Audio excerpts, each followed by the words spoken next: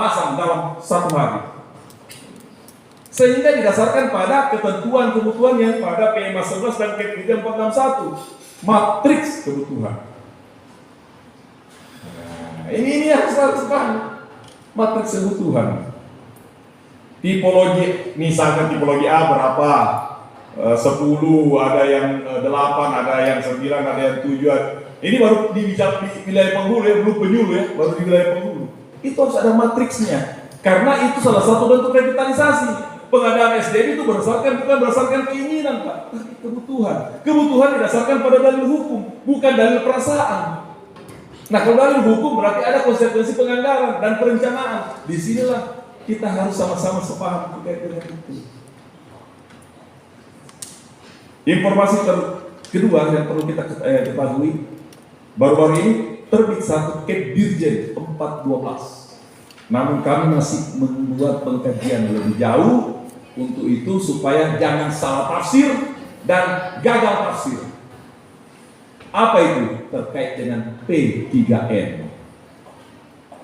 Mohon sahabat-sahabat, kalau surat itu belum ditujukan kepada teman-teman, janganlah buat kegaduhan dengan mengangkat di wilayah publik, apalagi yang bukan ranahnya. Karena itu suratnya formil tapi jalurnya ilegal.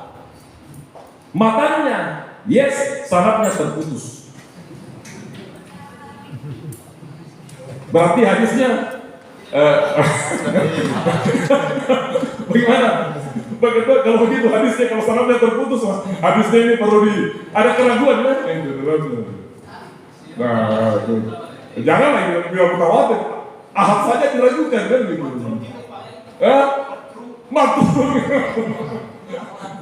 Makanya saya kalau melihat ada sahabat-sahabat saya yang ingin menjadi perawi gitu, mengangkat di grup surat yang ditujukan kepada Kakanwil misalnya, tiba-tiba ada di grup, kalau dijapri ke saya mungkin tidak masalah, tiba-tiba ada di grup. Ini yang saya katakan surat formil tapi jalurnya legal. Matanya iya, syaratnya terputus karena tidak mengikuti sesuai dengan syarat. Harusnya kan syaratnya dari menteri atau sama menteri ke Kakanwil ke Kemenak, itu Kemenak ke kalau atau SDM juga banyak lagi. Itu kaidah usulnya. Itu asbab urutnya lah gitu. Ini harus dipahami teman-teman ini, bukan kami mengapa. Karena kalau seperti itu muncul ke permukaan, wah, bisa menimbulkan kegelisahan. Apalagi tidak ada yang mufasir khusus. Yang ada semua jadi mufasir. Akhirnya berdebat usir. Tidak ada hasil.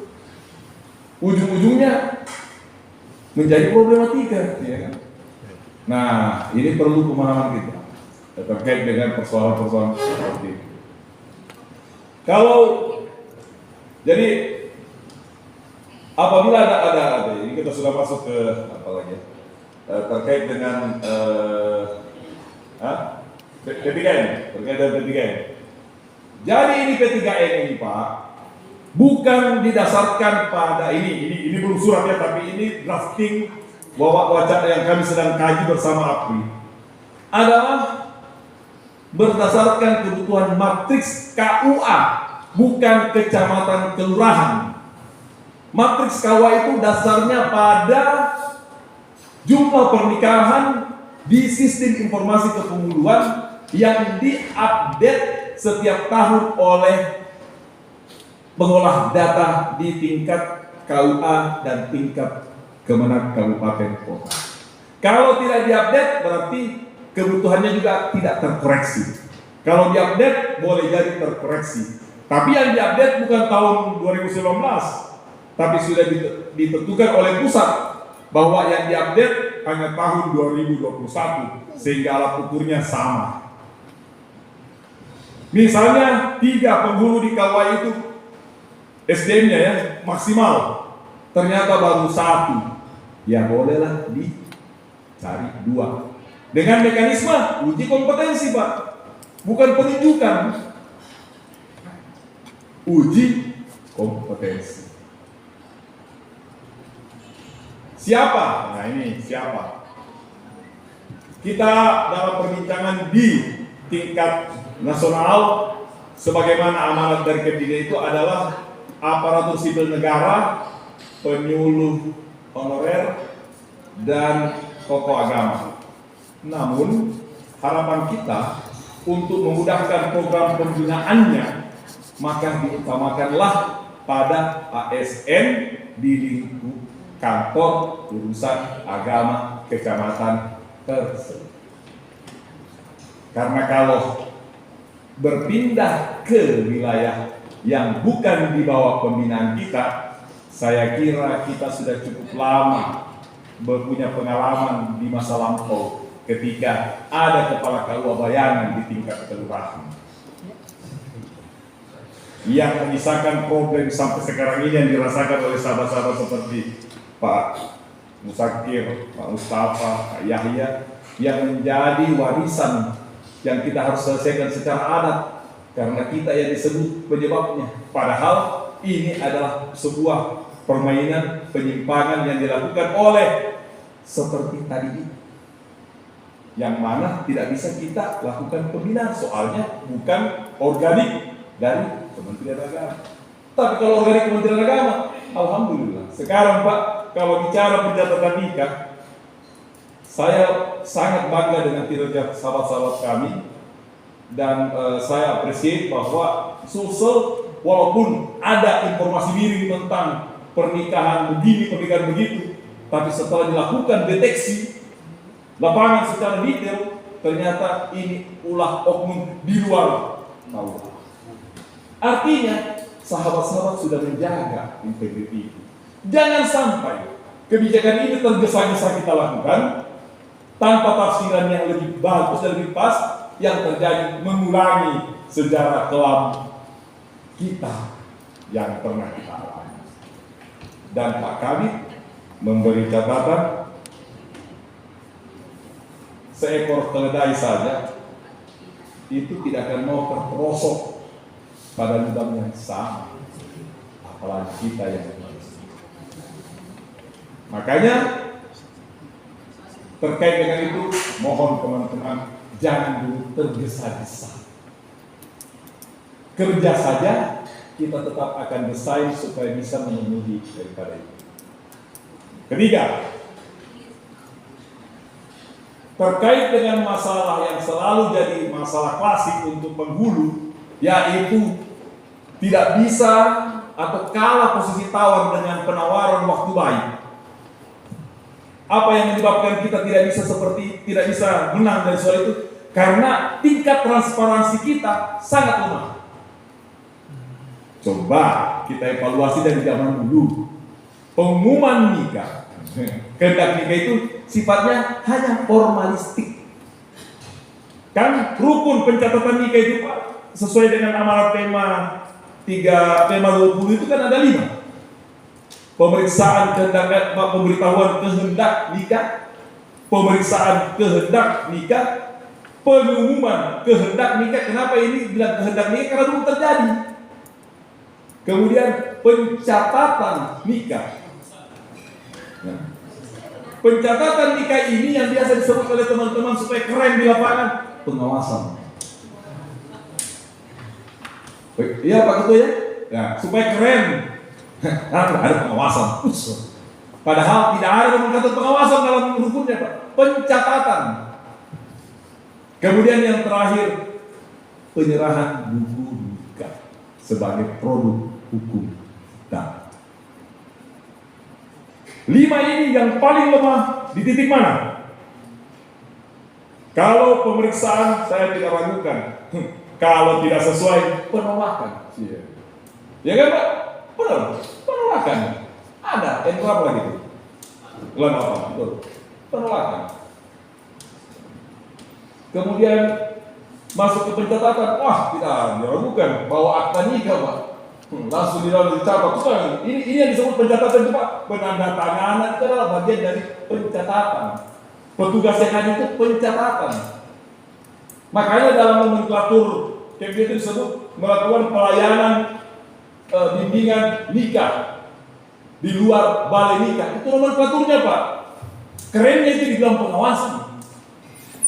Tapi kalau fungsi pengawasan bukan di penghulu, Pak. Ada di Kepdir PMA 2034 2016 di pasal 3 ayat 1 apa?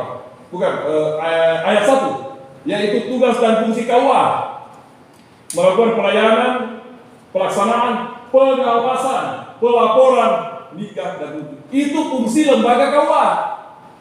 Makanya kepala KUA itu disebut PP.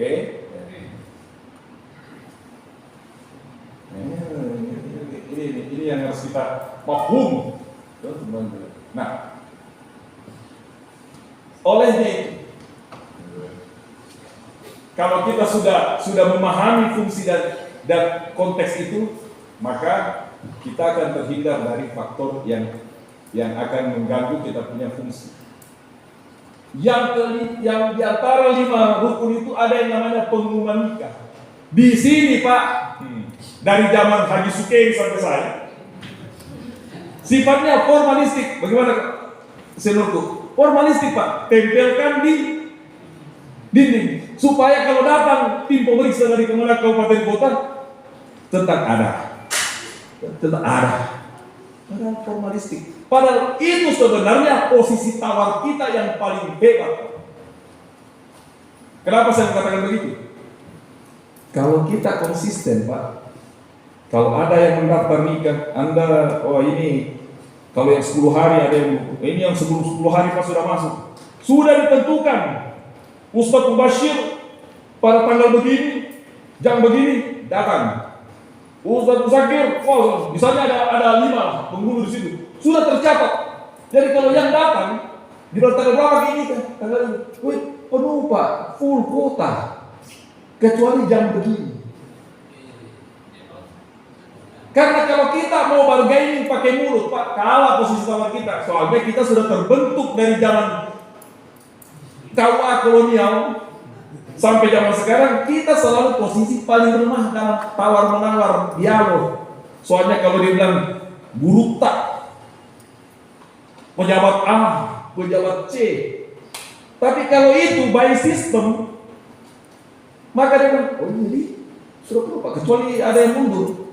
Tidak enak juga, Pak. Kalau kita dijawab begini, diisi memang, Pak, sebelum ada yang mau isi. Nah, di titik ini kita belum jadikan sebagai alat yang ada. Pak, iya, nanti kita upayakan, Pak.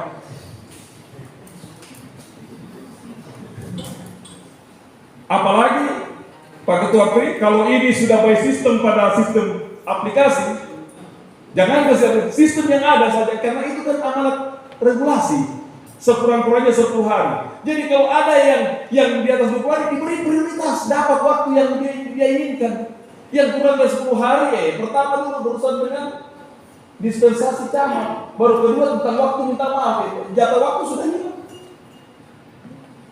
Kecuali kita bilang, kalau kami minta dukungan dari teman-teman KUA di sekitarnya, kan kalau ketentuannya gitu kan. Kalau sudah tidak sanggup pada jam 10, 5 sudah penuh, minta dulu terdekat. Ada yang kosong, bisa isi jam 10. Ada yang ada kepala seksi, beliau ini bisa isi, ya bisa, Pak. Bisa sepanjang beliau punya waktu, ya. Penghulu di bawah kecamatan terdekat, ya. Kalau dulu dengan adanya KPI masih ada KPI 977. Para teman-teman di KUA yang penyuluh maupun honorer dan dengan pegawai administrasi yang memiliki pengetahuan tentang memandu akad nikah itu bisa. Tapi kita masih lemah di titik itu. Kalau di Jakarta, kita bilang di Jawa ya, Pak. Ini seperti kita ketahui, kalau senior-senior itu tahu ini kenapa terjadi sebab asbabun nuzulnya ini, kejadian ini. Diawali dari Undang-Undang 22. Dengan Undang-Undang 53 terkait dengan pencatatan nikah di Jawa dan di luar Pulau Jawa. Itu asbabnya itu, Pak. Kalau di Pulau Jawa, P3N itu tidak dalam kapasitas kepala KUA bayangan kelurahan atau penghulu bayangan. Mereka hanya mendampingi calon pengantin datang ke KUA, datang ke kelurahan, hanya sampai di titik itu. Kalau kita, pemikiran kita, wah, pokoknya dia sebagai Pak Kawa terima beres. Pak Kawa sudah terima konsesi. Ini kita ini artinya saya ngomong begini bukan mengatakan bahwa, tapi ini adalah kita. Era sudah berubah begini, kita masih kalah posisi tawar itu. Makanya selalu mengatakan coba ada yang iman. Kenapa? Karena kita terima itu kaidah rukun nikah dengan yang keenam, adanya waktu baik. Harapan kita, Pak, mekanisme ini kita pakai sebagai alat untuk Pak, buka layani kita, tapi masa saya harus, pasti dia bilang, iya nih. Kecuali ada yang mundur, Pak, nanti kami kabarin. Yang penting dia sudah tahu bahwa jam begini. Di Jakarta, saya sendiri yang menghadiri akad nikahnya sepupu saya. Saya malam sebelum nikah itu si sepupu bilang, saya tanya siapa yang datang? Penghulu, Pak. Memang ya harus penghulu, Pak. Kami nggak mau kalau bukan penghulu. Penghulu di KUA gitu. Karena itu jelas lari wafi. Karena kalau dari luar kan mereka takut dengan siapa yang bermain.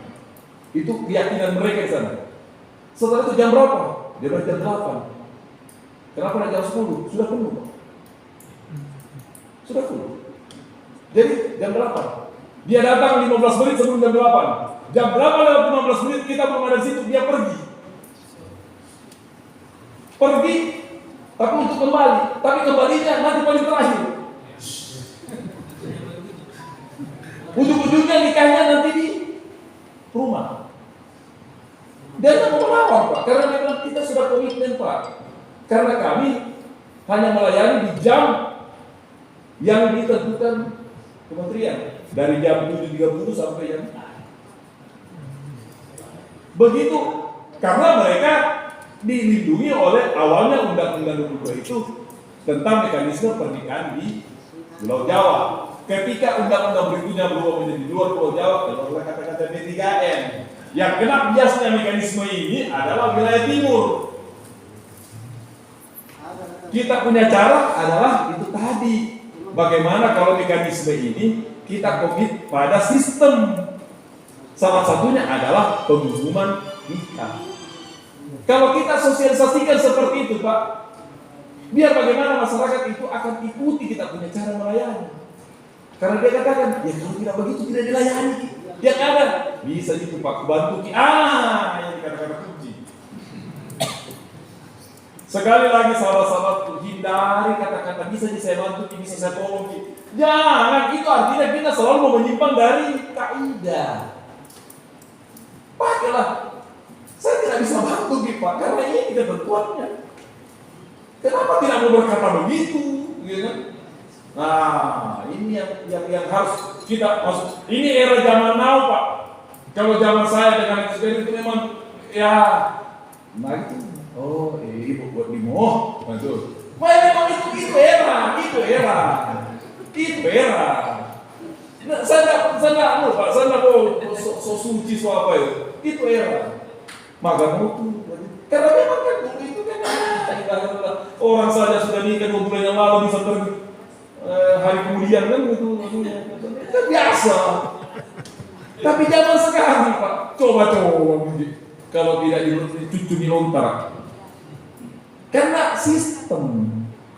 Nah, otomatis kita mau menyesuaikan dengan sistem. Masyarakat mau tidak mau juga bisa menyesuaikan karena sistem, bukan karena kita. Karena sistem. Ini yang dikatakan oleh level di tingkat eselon 1 itu. Bahwa kita masih lebay, kalau istilah anak lebay, karena kita terlalu kompromis. Padahal kalau sistem Pak selesai, itu makanya pengumuman nikah itu, Pak, ada di tengah-tengah. Nah, dari 5 rukun itu pengumuman nikah, tapi masih bersifat pengumuman kehendak nikah. Coba dulu, misalnya ada yang datang, kalau ada yang Pak, kalau 1 bulan kami sampaikan, boleh. Kapan menikah? Ya, kenapa bisa? Ini Pak ini 3 minggu yang lalu sudah masuk ke daftar, itu masalah. Karena sekurang-kurangnya 10 hari. Ada kan bilangan di atas sebelum 10 hari? Tidak ada kan Pak? Kemudian buku nikah, ini lagi. Buku nikah mau diserahkan pada hari itu, yes. Ada regulasinya, yes. Tapi sekurang-kurang 7 hari juga bisa diserahkan, ada juga regulasinya kan Pak? Karena dua itu kondisi yang diberikan regulasi kita.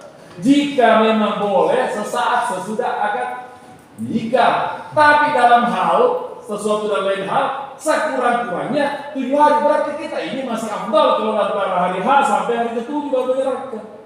Tapi yang kita mau kalah bargaining. Padahal regulasi yang bicara, bukan kita yang bicara Pak. Regulasi. Problem lagi sama Menteri Agama Pak. Karena ini bunyinya Kenapa? Ada 7 hari. Contoh, inilah yang menyelamatkan sahabat kita di Sidrap. Karena di Sidrap, buku nikah terbit, kakak baru, KTP baru. Supaya ini selesai, dia butuh waktu 2 hari. Ditanya, ada regulasinya? Ada Pak. Jangankan 2 hari, maksimal 7 hari bisa. Selesai. Apa masalahnya? Karena ada regulasi, kecuali tidak ada regulasi, baru kita ini Pak, tidak ada dalil, ini tidak ada. Masuk akal. Akhirnya apa? Terima buku nikah, kakak baru, ya. Kan biasa ini kan selama ini buku nikah sudah terima, kakak dengan KTP sudah 2 tahun tidak berubah, jejakan dan perawan terus. Akhirnya pendaftaran berikutnya sudah cerai masih jejakan dan perawan juga. Ini kan tidak jelas ini. Tapi di sini mereka saling kompak, saling dengan ucapin, sehingga konsekuensinya mereka terima 2 hari, walaupun pada saat dia pakai untuk untuk foto biasa, kerjanya fotografer, wedding organizer, kasih ya foto aja setelah kemarin. Karena kau harus dibuatkan begini, kalau tidak melanggar daripada MOU yang ditandatangani oleh pemerintah sana. Akhirnya pada saat dia terima buku nikah yang itu, terima juga kakak baru, terima juga KTP baru. KTP lama sudah ditarik pada hari itu. Itu kalau kita mau memperkecil yang namanya faktor-faktor penyimpangan daripada pencatatan nikah. Karena sering sekali terjadi, jangankan poligami, poliandri. Saya sendiri yang hadir di acaranya, BAP-nya. Poliandri itu gini, orang kalau sudah ditetapkan pengadilan bercerai, tapi sebelum ingkrah, ya kan?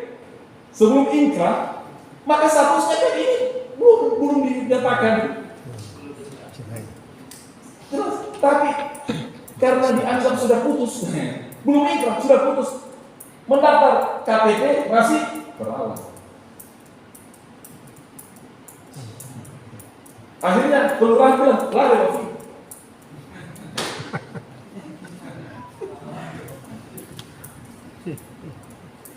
Padahal kita harus menjadi bagian yang strategis itu. Kalau kita jadi bagian dari strategis, kenapa sekarang itu tidak ada lagi praktek? Oh, itulah Kementerian Agama Pak. Karena tidak ada itu buku nikah. Sekarang kalau buku nikah itu KTP dan KK itu juga harus baru Pak. Kalau baru pasti harus pikir-pikir itu. Menikah atau menikah KTP. Ya.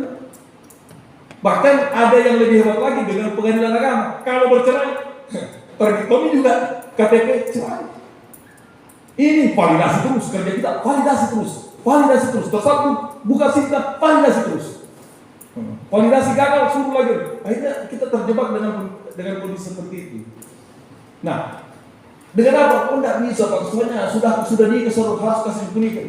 Pak, masyarakat itu akan ikuti kalau kita berikan bahwa ini kebaikan untuk kita Pak. Bayangkan kalau anak Pak dapat buku nikah, sudah menikah, statusnya masih dijaga perawan. Suami itu kalau masih dijaga, dia tiba-tiba coko-coko dengan dalil di bawah tangan. Karena berarti masih jaga, ini KTP dijaga. Oh iya bisa nih. Walaupun jangan tercatat, yang penting bisa diakui. Selesai. Tidak pernah tuntas di persoalan ini. Tapi Sidrap Pak mencoba sebuah langkah yang sebenarnya patut kita ikuti. Pemerintahnya dan Kemenak membangun satu sistem, yaitu dokumen nikah, pencatatan nikah yang disertakan dengan dokumen kependudukan yang baru. Nah, itu kan otomatis meminimalisir. Kita tidak bisa menghilangkan, Pak. Tidak bisa. Jangan bilang kalau sudah langkah begini 100% tidak ada. Itu dari zaman Islam ada, sudah perkara tidak berhenti, Pak. Tapi meminimalisir yang kita lakukan. Nah, itulah strategi-strategi yang kita mau pakai. Olehnya itu teman-teman semua, harapan kita, tolong jangan takut menggunakan demokrasi.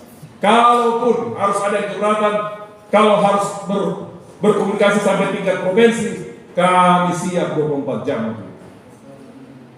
untuk mendukung dan membantu teman-teman. Saya kira ini yang bisa kami sampaikan. Mungkin ada pertanyaan-pertanyaan atau ada hal yang sangat lebih teknis. Nanti kita akan bahas bersama. Saya kira demikian. Assalamualaikum warahmatullahi wabarakatuh.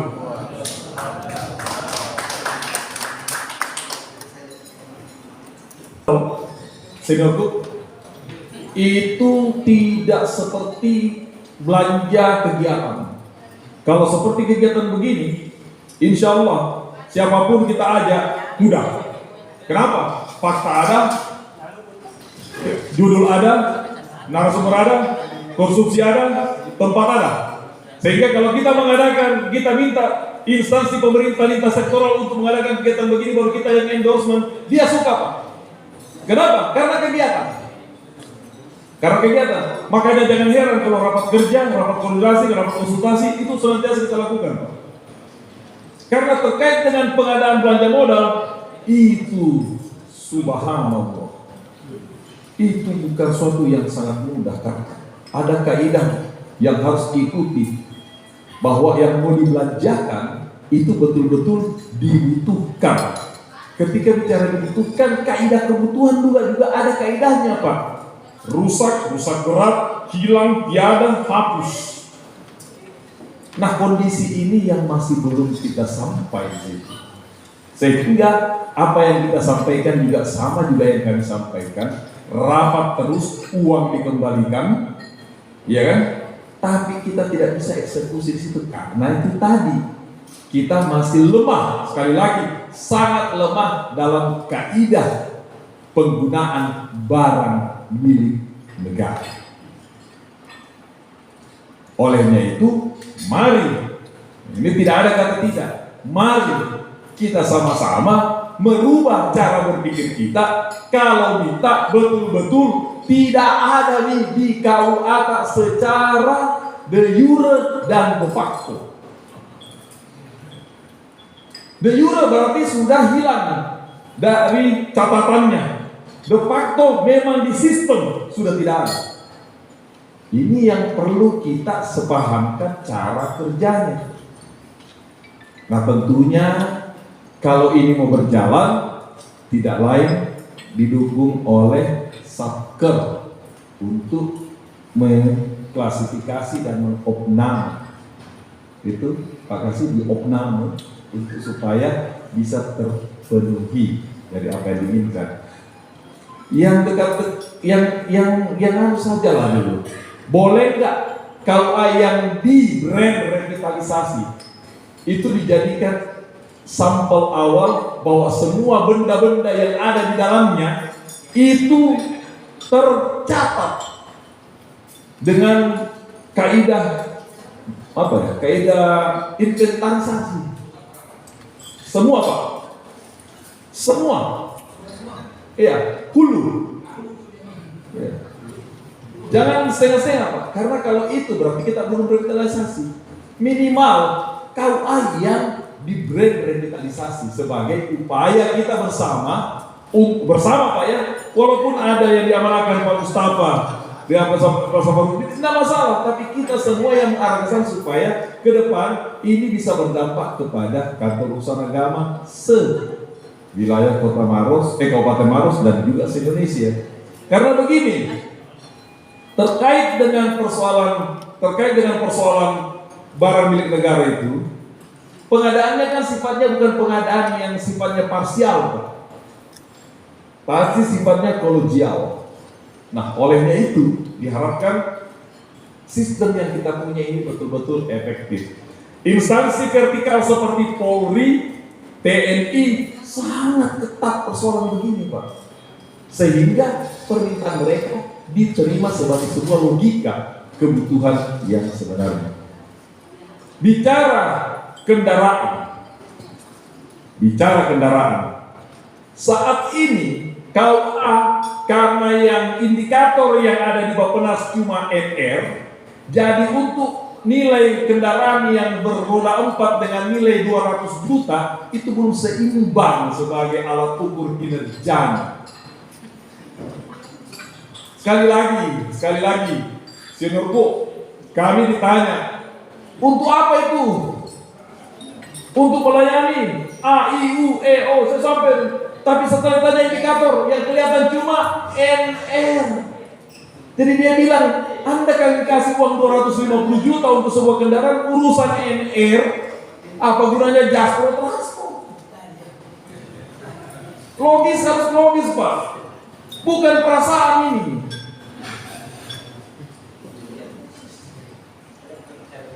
Kalau kita bisa wujudkan 7 itu dan terindikasi, contoh sekarang ya, pencatatan nikah 77% indeks kepuasan masyarakat.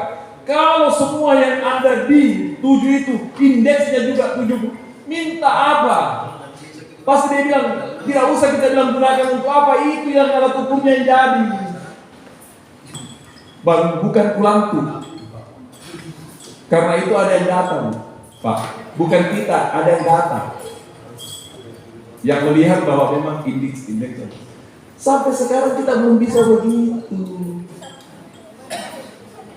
Motor dinas saja dikasih ke KUA yang berprestasi begitu bukan karena persoalan layanan, cuma terkait prestasi. Sedangkan kita sudah berbasis kepada kebutuhan layanan. Kalau prestasi ya tergantung siapa yang dapat kaidah keberuntungan lah gitu. Nah kalau kita bicara layanan tidak Pak. Tapi ini mampu nggak? Speedboat saja yang di daerah pulau Kakak Selayar itu bisa kita beli Pak. Negara itu kalau cuma uang 1 miliar gampang. Tapi indeksnya dulu Pak. Kalau cuma NR, Pak Jenny, saya juga sudah mintakan senior dari dulu, dari waktu kita juga masih sama-sama di era itu. Coba bilang, karena ternyata alat ukurnya sederhana begitu. Nggak bisa kita bilang ini mesti dibawa kayak gitu. Jadi Pak Jenny, kecuali setelah revitalisasi 7 layanan itu bisa memberikan indeks. Oh, indeks ketahanan keluarga tinggi Pak. Kenapa? Wah, anak-anak sudah kurang yang menikah Pak. Rata-rata itu sudah yang tadinya 30% menjadi 15%, menjadi 10%. Oh, apalagi ini Pak, aliran itu di sana itu semakin jelas karena ditahu bisa dideteksi secara dini begini. Oh iya ya, yang tadinya banyak gerakan itu dengan adanya KUA menjadi kurang. Oh iya. Kemudian apalagi ini ternyata kerjasama lintas sektoral terkait dengan stunting lebih kuat lagi Pak. Wah luar biasa nih. Ini kenapa bisa terjadi? Ya itulah Pak, karena kami ke lapangan. Tapi kalau kami didukung lagi Pak dengan fasilitas yang luas, kita bisa turunkan lagi. Nah, masuk akal. Indeksnya ketemu. Mau lebih Ibu? Silakan. Tapi kalau tidak, sampai dari Adik sampai saya,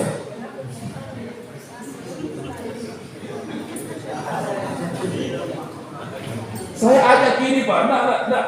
Saya ini bukan ngomong begini, memang kalau enak itu Pak. Soalnya saya juga ikutin saya pada waktu itu sama. Dan sampai sekarang ini masih begitu kita punya cakrawala mindset kita berpikir. Sampai kan, kalaupun ada Pak Tabe, ada memang di salah satu provinsi, kabupaten yang kepala KUA-nya diberikan bantuan mobil dinas, itu politis. Karena berapa? KUA-nya cuma berapa? 5 kecamatan. Tapi itu politis, karena apa? Dipinjamkan dari sekretariat dengan dalih bahwa bambu bentuk ini. Iya, ini pinjam yang begitu kan bukan suatu prestasi. Tapi yang kita butuhkan sekarang, Pak, bagaimana kita mendapatkan layanan itu, fasilitas itu, karena memang kualifikasi dan kualitas fungsi kita. Itu yang menjadi satu pertimbangan sehingga Bappenas itu selalu mengukur begitu. Harga kendaraan itu yang dikeluarkan, kan kalau ada kendaraan Pak dikeluarkan oleh negara, jangan dihitung pembeliannya. Karena pembeliannya itu kalau 250 juta minus PPNBM itu paling 200 juta. Yang dipikirkan pemeliharaannya. Ya kalau cuma MR, apalagi sifatnya tunggu-tunggu dijantarkan, bawakan, diapakan, baru selesai.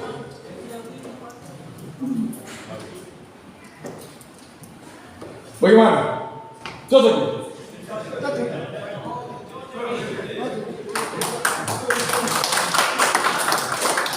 Ya, tapi semangat itu jangan pernah kendor. Semangat meminta. Saya juga demikian, Senyor. Tidak boleh meminta. Kalau mana dia tamangan terus. Baik, kedua, ini marwah. Maka Mahmudah. Saya mau bicara sedikit tentang pesan Pak Dirjen waktu kami di rapat koordinasi. Pertanyaan paling pertama dia tanyakan dulu itu agak sedikit klise, tapi bagi kami itu menarik juga. Apakah Anda bahagia sebagai pegawai Kementerian Agama? Kedengarannya ada yang ada juga bahagia Pak, ada juga ya Pak.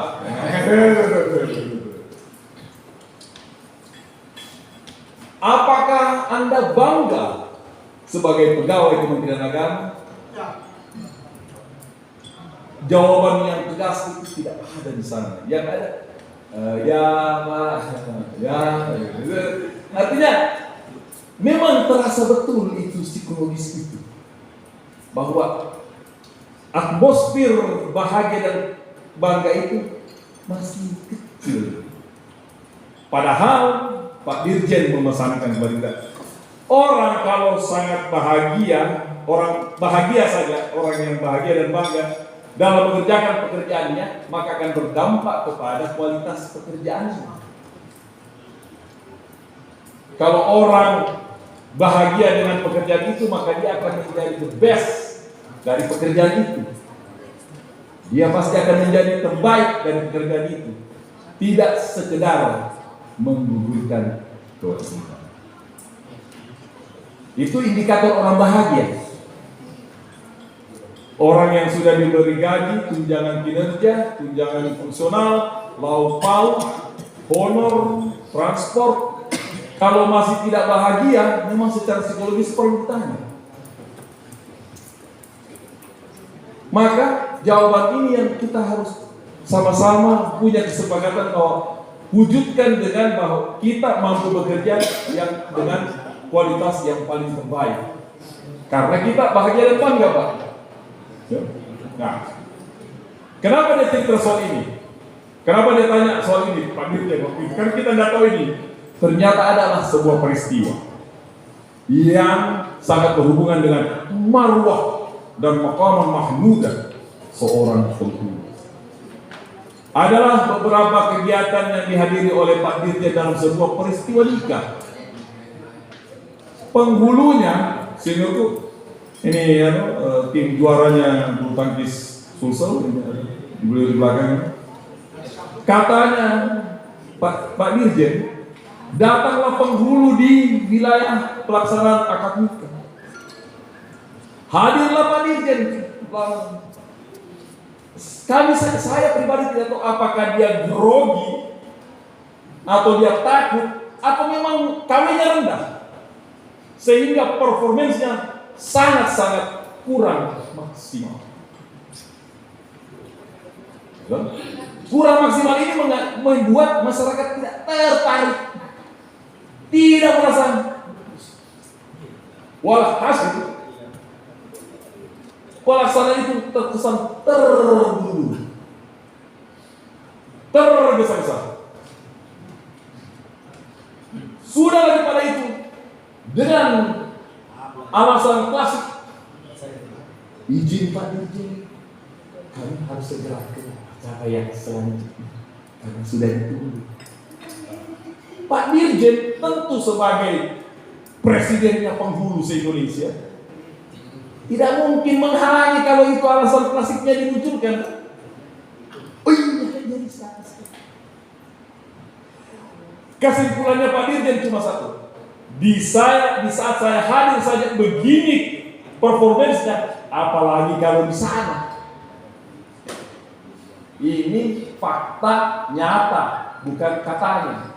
Cuma dia tidak mau sebut penghulunya siapa, dari mana, dan ahli apa.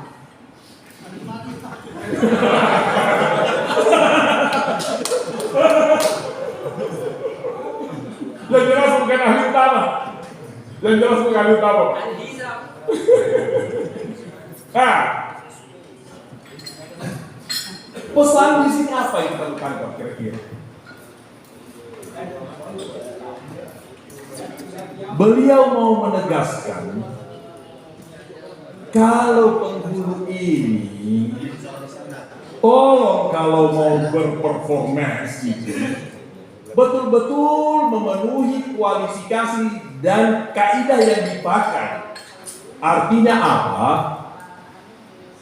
Buatlah sebuah komitmen dan kesepahaman bahwa Anda melayani masyarakat itu dengan durasi waktu 45 menit sekurang-kurangnya selesai. Jangan 45 menit gara-gara ini seperti tadi sudah ditungguin dijadikan 15 menit. Akhirnya apa yang terjadi? Semua jurus ketergesa-gesaan dipakai. Contoh biasa di zaman kami di depan masyarakat saya juga. Adalah dokumen di depan kita. Dokumen dilihat ini. Bismillahirrahmanirrahim. Hamdan syakirin, hamdan na'imin, hamdan ghafilin wa iqabin mazidan. Ya Rabbana lakal hamd. Kama Pak Haji Musakir mungkin tidak seperti itu. Kalau dilihat di vlognya, subhanallah. Tapi jangan dilihat seperti Anda. Lihat se-Indonesia. Kita punya problem.